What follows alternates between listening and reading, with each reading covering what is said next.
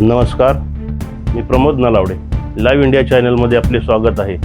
आजच्या घडामोडी.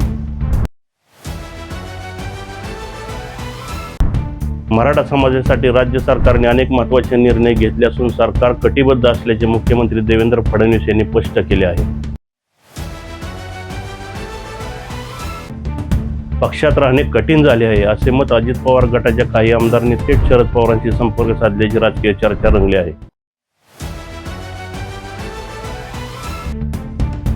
मुंबईतील दुकाने आणि आस्थापनांवर मराठी फलक लावण्याचे कडक निर्देश देण्यात आले आहेत, अन्यथा कायदेशीर कारवाईची चेतावणी मुंबई महापालिकेने दिली आहे.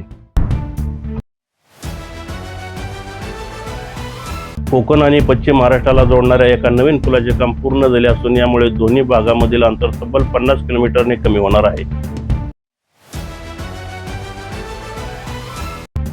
राष्ट्रीय आणि आंतरराष्ट्रीय घडामोडी.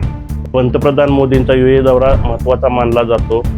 भारत आणि UAE दरम्यान महत्त्वाचा करार झाल्यामुळे आंतरराष्ट्रीय पातळीवर युद्धजन्य परिस्थिती उद्भवली तरी भारतात इंधन तुटवडा भासणार नसल्याचे समोर आले आहे.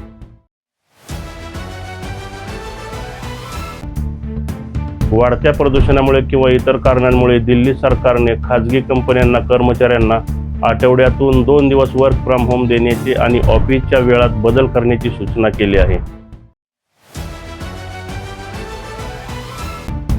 विराट कोहलीचा नवा विक्रम.